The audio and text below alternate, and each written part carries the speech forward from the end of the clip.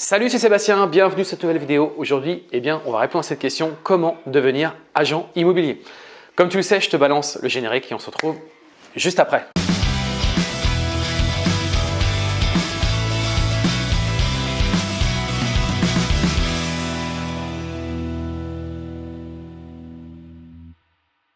Avant de commencer cette vidéo, je vais t'inviter à laisser un gros pouce bleu tout de suite. Fais-moi un gros pouce bleu, ça me fera vraiment plaisir.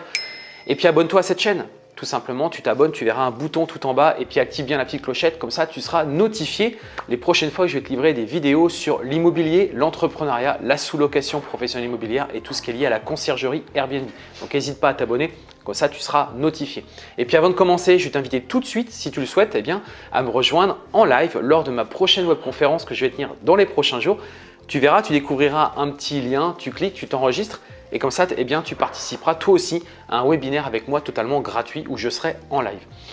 Donc aujourd'hui, on va répondre à cette question, comment devenir agent immobilier? Un agent immobilier, c'est une profession qui est réglementée notamment par la loi Hoguet. Donc la loi Hoguet, qu'est-ce qu'elle explique? Elle explique tout simplement que notamment comment obtenir la carte G et la carte T et elle définit le périmètre de ces cartes-là, de ce qu'on est capable de faire.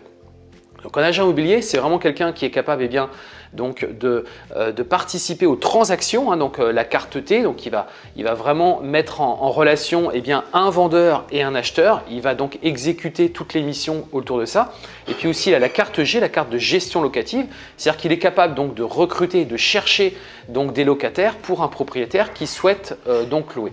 Donc du coup, il a vraiment une fonction qui est bien définie, qui est bien encadrée. Et donc, c'est très important, si toi aussi tu souhaites te lancer comme agent immobilier, donc de répondre aux différents critères pour obtenir ces différentes cartes. Et on va y venir donc un peu plus tard dans cette vidéo. C'est pour ça, reste bien jusqu'à la fin. Alors, je vais juste faire une petite parenthèse pour tous ceux qui pensent que notamment quand on est conseiller immobilier, quand on est négociateur, ou quand on est mandataire immobilier, ça ce sont des termes, si vous voyez ces termes-là, ce ne sont pas des agents immobiliers.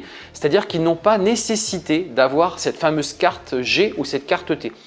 C'est ce qu'on appelle des personnes qui ont une délégation donc, de la carte professionnelle, c'est-à-dire que par exemple dans une agence immobilière, vous pouvez très bien avoir le dirigeant de l'entreprise qui a la fameuse carte G et la fameuse carte T et il fait ce qu'on appelle une délégation de carte professionnelle, c'est-à-dire que ses employés ont la possibilité d'utiliser sa carte pour faire donc des transactions ou faire de la gestion immobilière. Donc, ils n'ont pas le terme d'agent immobilier, c'est vraiment, ce terme-là est vraiment un terme protégé. Ils sont plutôt soit conseillers, soit mandataires. Ils ont généralement un terme qui est différent par rapport à ça. Donc, ça te permet, si toi, tu veux te lancer dans l'immobilier, au départ, peut-être tout simplement travailler pour un agent immobilier pour commencer à te former et commencer à apprendre la profession. Et tu vas voir que notamment, ça peut être pratique si à un moment donné, toi aussi, tu vas avoir cette fameuse carte, donc les cartes G et les cartes T pour être donc agent immobilier. Donc, ce qu'il faut bien que tu comprennes, c'est que l'agent immobilier, tu peux faire des professions autour de l'immobilier. Par exemple, comme j'en parle souvent sur cette chaîne YouTube, tu peux très bien avoir une conciergerie automatisée, une conciergerie pour gérer des appartements pour les propriétaires. Là, pour le coup, tu n'as pas besoin d'être un agent immobilier pour faire cette activité. Donc vraiment, cette vidéo, c'est vraiment pour ceux qui souhaitent vraiment être agent immobilier. Mais encore une fois, tu peux avoir donc tu peux avoir des activités qui ne sont pas des activités liées en tant qu'agent immobilier, comme je te le disais, tout ce qui est conseiller, mandataire, etc. C'est-à-dire que tu vas travailler pour un agent immobilier, tu vas utiliser sa carte pour toi aussi faire des transactions et de la gestion immobilière. Et dans le cadre donc de la conciergerie donc Airbnb ou la conciergerie automatisée, comme j'en parle énormément sur cette chaîne YouTube, c'est un business que tu peux lancer sans avoir nécessité d'avoir une carte G ou une carte T.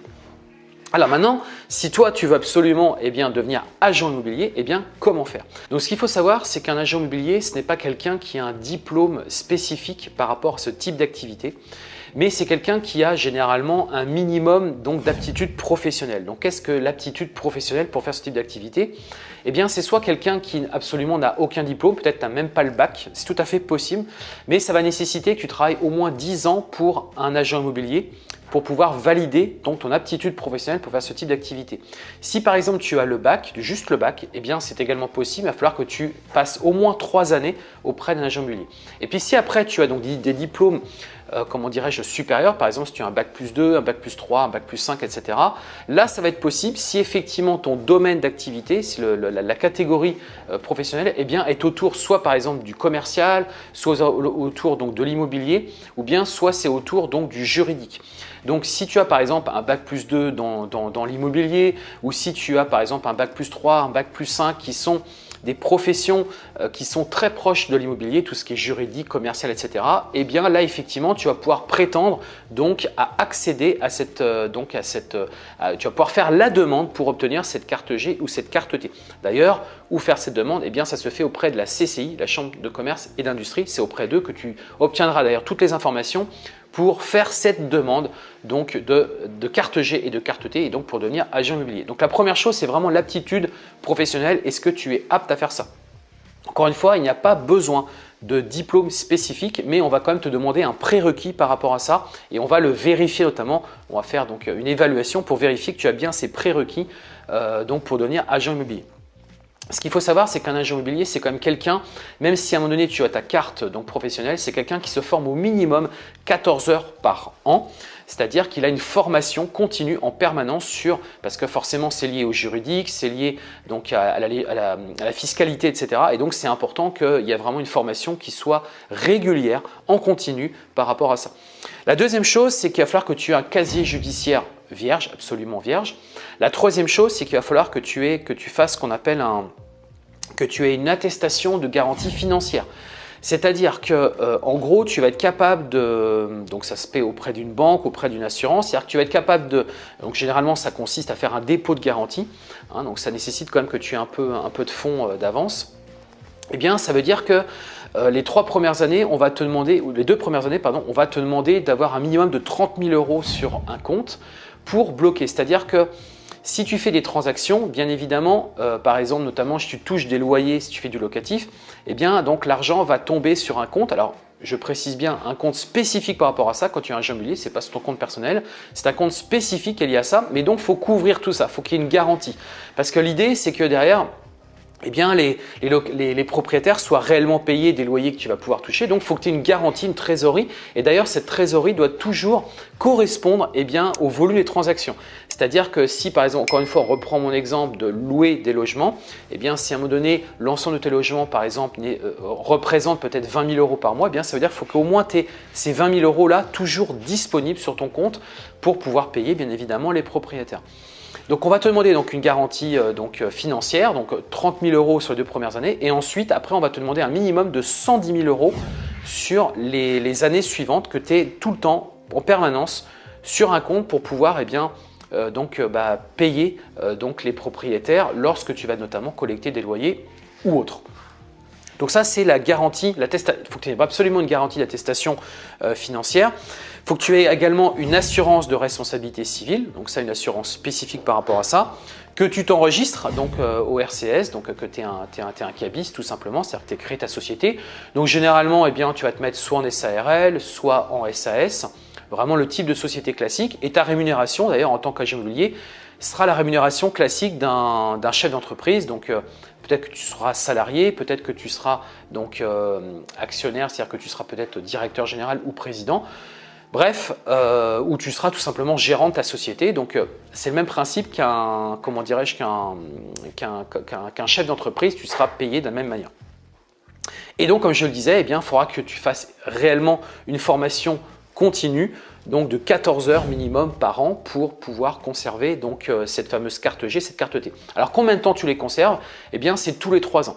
C'est-à-dire que donc tous les 3 ans, il faudra que tu renouvelles cette carte G ou cette carte T, ou les deux, systématiquement. Sachant que les coûts sont relativement faibles, puisque pour avoir une carte G, une carte T, ça coûte à peu près 160 € et le renouvellement coûte aux alentours de 120-140 € pour renouveler tous les 3 ans ta carte G ou ta carte T.